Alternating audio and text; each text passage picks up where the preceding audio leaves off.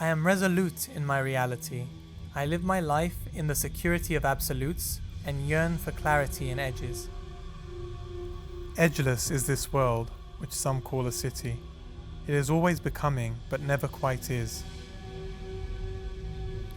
Doric columns occupy the periphery of my vision, muscular in their expression. The chandelier crystals shimmer. The red carpet is soft and inviting. It ushers me towards the opening door. All is clear and fixed, secure props for my story, guiding my actions. As I move, I focus on the blankness ahead. Undulating forms unfold either side of me. I, like most in my world, strive for total edgelessness. I've been conditioned to detach language from form, to escape the shadows of this cave.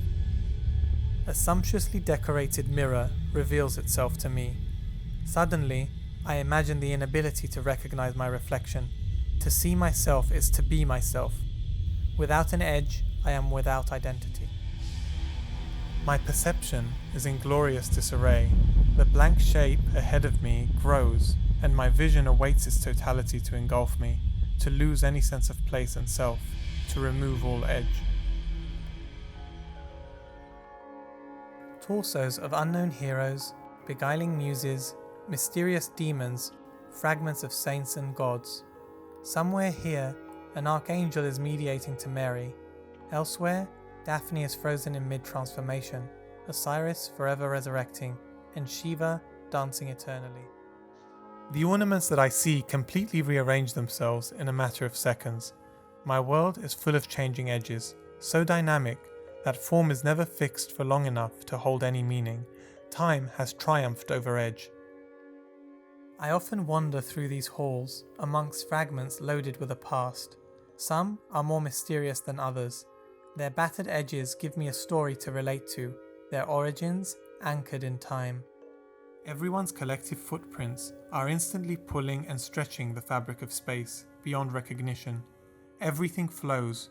Data fed into hidden functions, algorithmic differentials and integrals, human and non-human agents are all silently at work. Without edges, this city cannot have a past. And yet, I cherish the ambiguity and the possibilities of multiple futures.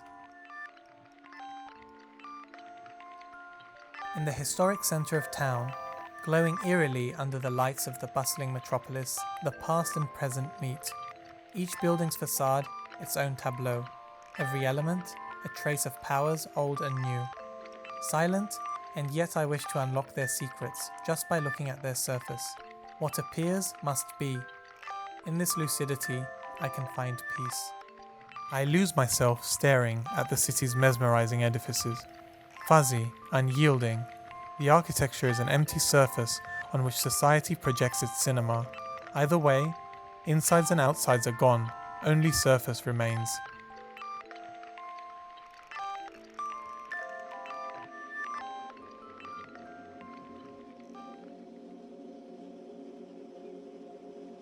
Here, deep within the city's bowels, lays the infrastructure of our collective governance.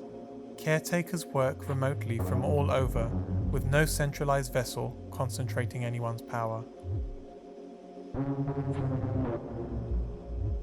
The forces presiding over my city find expression in their architecture.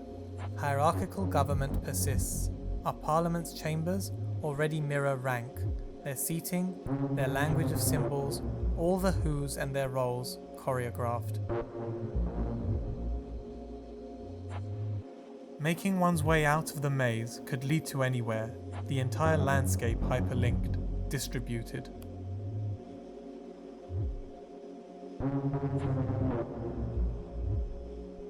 I fear what the loss of edge would mean for such buildings. Politics always drew credence from appearances. With no edge, everyone suddenly becomes captain of the ship. And then, how can we survive a storm?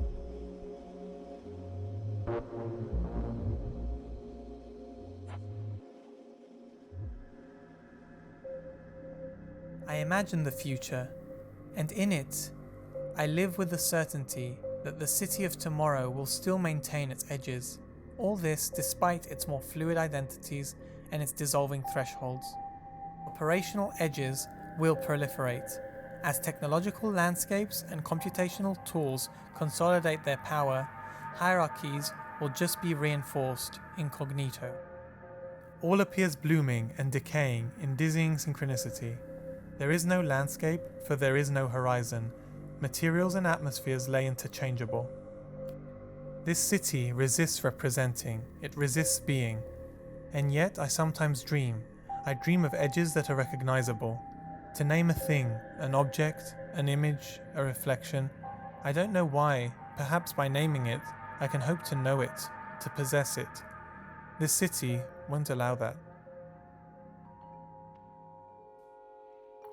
Mystics have been prophesizing the demise of language, the last representational system. It is forgiven for its own edgy limitations, perhaps because of its unprecedented transformability. Could this be foretelling our end? Without language, the city itself may indeed perish. I look back at the construction of the city and of its monuments. For as long as we mediate our stories through objects, identity will always be embedded in architecture and its constituent parts. It will always be there in its surface. Pieces that come together to form symbols that legitimize the citizen. The media that distinguish the edges of who can and who cannot be will always remain.